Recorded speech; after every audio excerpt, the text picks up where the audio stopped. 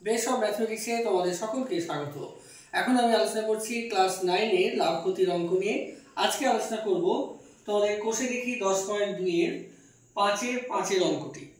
অঙ্কটি হচ্ছে এরকম: বিক্রয় মূল্যের উপর 20% ক্ষতিতে একটি দ্রব্য 480 টাকায় বিক্রি করা হলে দ্রব্যটির ক্রয় মূল্য কত? এখানে ক্রয় মূল্য জানতে চেয়েছে এবং বিক্রয় মূল্য বলে দিয়েছে, কিন্তু এখানে যে ক্ষতির যে শতকরা হারটা দিয়েছে সেটা কিন্তু দিয়েছে বিক্রয় মূল্যের উপর। তো আমি যখন সূত্র লিখেছিলাম, এর আগে যখন সূত্র নিয়ে আলোচনা করেছিলাম, তখন এই ক্ষতির হার বা লাভের হার ক্রয় মূল্যের উপর হিসেবে সূত্র লিখেছিলাম, কিন্তু বিক্রয় মূল্যের উপর হিসাবে সূত্র লিখিনি।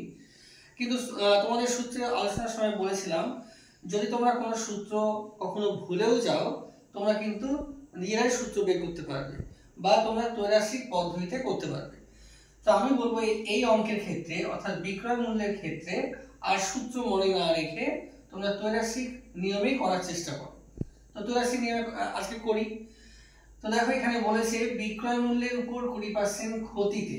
এই যে বিক্রয় মূল্যের উপর 20% ক্ষতিতে, তার মানে 20% মানে তো 100-র মধ্যে 20, তাই 100টা কি? 100টা হচ্ছে বিক্রয় মূল্য। বিক্রয় মূল্যের উপর বলেছে, তাই বিক্রয় মূল্য হচ্ছে তোমার 100 টাকা। বিক্রয় মূল্য 100 টাকা। এবার 20% ক্ষতি হয়েছে। 20% যদি ক্ষতি হয় তাহলে ক্রয় মূল্য কত হওয়া উচিত?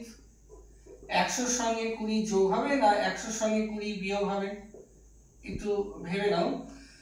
100 টাকায় মনে করো বিক্রি করেছে এবং 20 টাকা ক্ষতি হয়ে গেছে।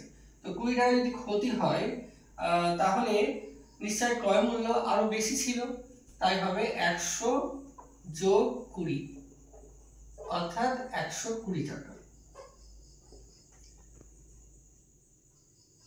এবার আমরা ত্রৈরাশিকের মতো করে ছক করতে পারি। তো উত্তর কি চেয়েছে? ক্রয় মূল্য, তাই ক্রয় মূল্য ডান দিকে লিখবো, বাঁ দিকে লিখবো বিক্রয় মূল্য, বি লিখলাম আমি, আর ডান দিকে ক্রয় মূল্য। বিক্রয় মূল্য ঘরে লিখছি আমরা 100 আর ক্রয় মূল্য হচ্ছে 120। এবার বিক্রয় মূল্য বলেছে 480 আর ক্রয় মূল্য জানতে চেয়েছে। তাহলে এভাবে ছকটি হলো। এবার বিক্রয় মূল্য এবং ক্রয় মূল্যের মধ্যে তো সরল সম্পর্কটি সরল, সংক্ষেপে লিখে রাখলাম, তো ভালো করে লিখবে। তাহলে অতএব নির্ণেয় ক্রয় মূল্য সমান 120 লিখবো আমরা, গুণ সরল সম্পর্ক হলে তোমরা জানো যে ভগ্নাংশ উল্টে যায়, তাহলে হবে উপরে 480 আর নিচে 100। এবার কাটাকাটি করো, তাহলে অ্যান্সারটা হবে 0 0 কাটলো 0 0 কাটলো।